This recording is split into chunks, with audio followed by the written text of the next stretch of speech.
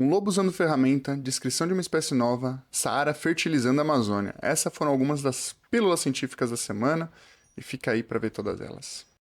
O pescador tradicional faz o controle de caranguejos invasores ali na sua região, sai de manhã para ver se tinha conseguido pegar alguma coisa em suas armadilhas. Ao chegar na armadilha, ele percebe que ela está para fora da água, destruída e faltando as iscas. No dia seguinte, acontece a mesma coisa, e de novo, e de novo. Já com muita raiva, ele coloca uma câmera escondida para filmar quem devia ser a pessoa que estava fazendo isso com as armadilhas dele, e ele tem uma enorme surpresa a ver o resultado. Na Colômbia Britânica, lá no Canadá, alguns pesquisadores e nativos norte-americanos faziam controle do caranguejo verde europeu, que lá é uma espécie invasora. Então tinha todo um programa de manejo e controle desses animais.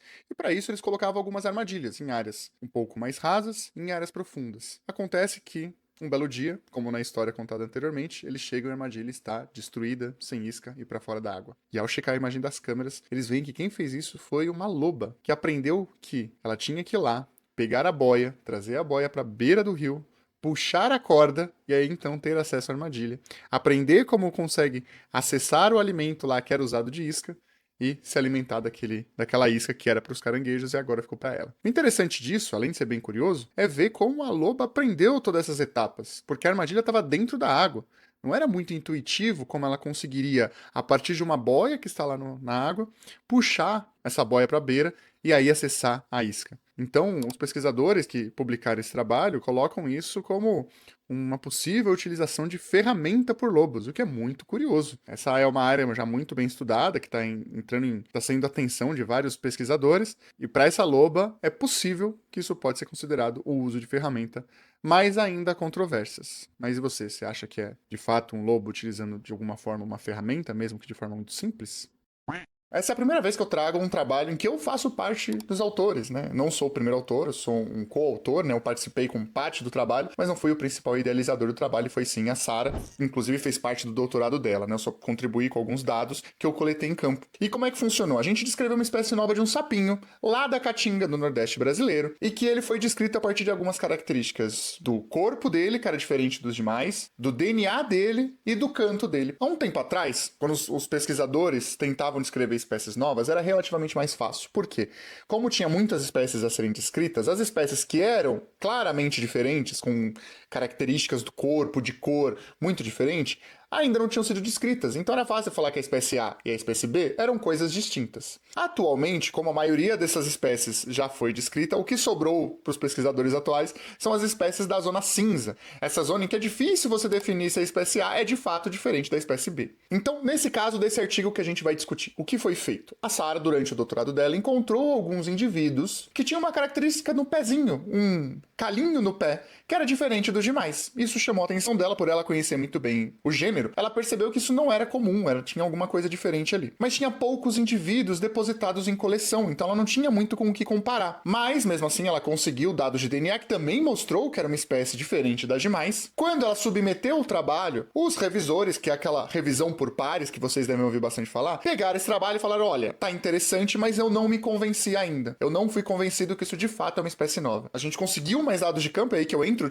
consegui esses dados lá em campo, que eram dados do canto da espécie, que para os anfíbios isso é muito relevante. E como o bicho cantava diferente das outras espécies que era muito parecida com ela, a gente tinha o DNA, a gente tinha as características do corpo do bicho e a gente tinha o canto do bicho que era diferente e exclusivo dele. E aí sim, o trabalho foi ressubmetido, os revisores olharam e falaram: tá, agora faz sentido, agora eu entendo que isso de fato é uma espécie nova, ela foi aceita. E aí não para por aí. Aí a gente precisa de uma coisa que chama série tipo, que são os indivíduos que vão representar essa espécie. Então tem o holótipo, que é o indivíduo mais importante daquela espécie. Tem os parátipos, que são indivíduos que vão mostrar a variação. Então a diferença entre um macho e uma fêmea, um jovem e um adulto, uma cor diferente, um tamanho diferente. Então esses são os parátipos. E se alguém em algum momento quiser verificar se essa espécie é válida ou compará-la com outra, a série tipo é o mais importante desses indivíduos da espécie para comparar.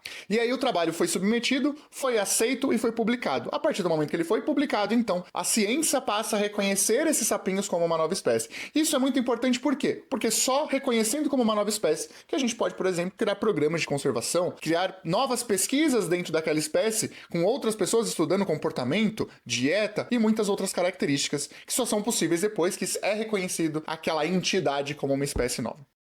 A Amazônia, maior floresta tropical do mundo, ela tem um sistema hídrico muito interessante e muito importante, é o que garante, por exemplo, ter a floresta como a conhecemos. Contudo, isso gera um problema, que é a perda de fósforo. O fósforo é um componente extremamente importante para todos os seres vivos. Faz parte do DNA, faz parte da composição das nossas células, né, da parede celular. Só isso já é o suficiente para saber que todos os seres vivos dependem e muito do fósforo. E o fósforo ele tem um ciclo natural, que funciona muito bem, é um ciclo fechado. Contudo, por conta desse sistema hídrico muito pungente, ele tira parte do fósforo da floresta um pouquinho por ano, que seria o suficiente de, em décadas, no máximo em séculos, fazer com que a floresta fique insustentável. Como isso é resolvido? E essa é uma parte maravilhosa. Para isso a gente vai ter que ir lá para a África, mas especificamente para o deserto do Saara. E se quiser saber qual a parte mais importante, é lá no Chad, na depressão de Bodeli, eu acho que é assim que pronuncia, Bodeli. Essa região recebe ventos que carregam a poeira do deserto do Saara ao longo de todo o Atlântico, com a ajuda ali dos ventos alísios, e leva essa poeira lá para a Amazônia. Isso é muito interessante. Por quê? Porque essa poeira é rica em fósforo. A quantidade, comparado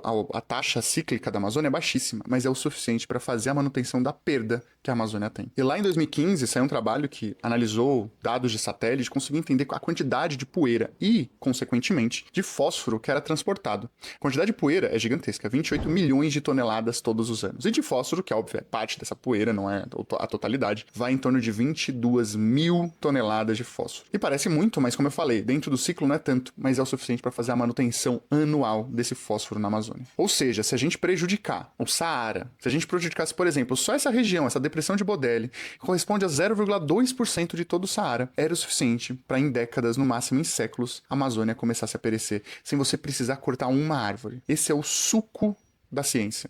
Se você não acha isso maravilhoso, ficou arrepiado, você já está morto por dentro. Milhares de peixes se preparam para que provavelmente vai ser a tarefa mais difícil da vida deles. Eles esvaziam seu estômago, ficam um tempão sem comer nada e começam a subir o rio para se reproduzir. Passam por cachoeiras, corredeiras, até que chega o momento de reprodução. Pensou no salmão, né? Mas não é. No final de 2024 foi descoberto o comportamento de um bagrinho, um bagre-abelha ele chama. É um bagre relativamente raro de encontrar, apesar de ser bem distribuído. E eles descobriram que esse bichinho fazia agregações, então eles se reuniam um grande grupo de indivíduos e subiam um rio, inclusive subiam corredeiras.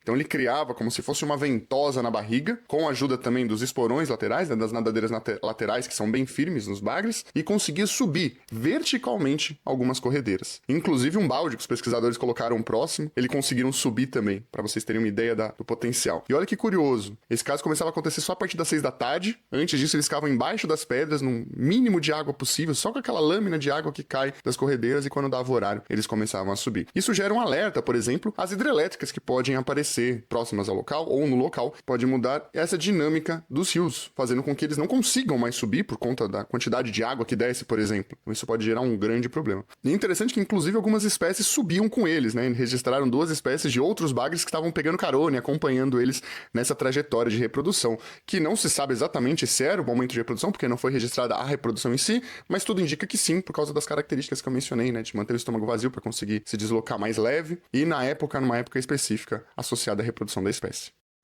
O ano era 2012, mais ou menos, eu estagiava no Museu de Zoologia da USP, até que o chefe do laboratório comentou com a gente, falou, nossa, seria muito interessante se eu tivesse uma Phyllodes baroni para conseguir extrair o DNA dela para um estudo que eu tô realizando. E ele mostrou a foto pra gente e eu imediatamente reconheci aquele bicho que eu já tinha visto em algum lugar. Abri meu notebook e lá no Facebook tinha uma pessoa vendendo uma Phyllodes baroni. Vamos falar sobre comércio ilegal de animais? Em 2020, quando eu comecei o mestrado, 2 colegas de laboratório realizavam um estudo, que eles participaram de 7 grupos do Facebook, onde eles acompanharam esses grupos por 19 meses e acumularam dados de animais que estavam sendo comercializados ilegalmente. E o que eles tiveram de informação disso? E foram muitas informações relevantes. Que eu posso destacar aqui que tinha uma pessoa vendendo uma cascavel, que é uma espécie peçonhenta, muito complicado de se comercializar. Muitas espécies exóticas, que podem ser potenciais espécies invasoras ou carregar patógenos caso elas vão para a natureza, para as espécies silvestres. Espécies com comércio restrito, de acordo com o CITES, que é a Convenção Internacional do Comércio de Espécies de Fauna e Flora, e um número muito grande de animais sendo comercializados, em torno de 1.080, se eu não me engano. O que a gente pode tirar de interessante dessas informações? O valor dos animais era muito inferior ao valor de um animal comprado legalmente. Então isso deve ser a primeira força motriz responsável pelo comércio desses animais ilegais. Uma coisa também que vale vale ressaltar é que não é porque esses animais estão sendo comercializados ilegalmente que eles foram retirados da natureza. Então a gente não sabe se eles foram criados já em cativeiros ilegais, que não tem nenhum rigor quanto à sua criação, bem-estar no animal, nem nada do tipo,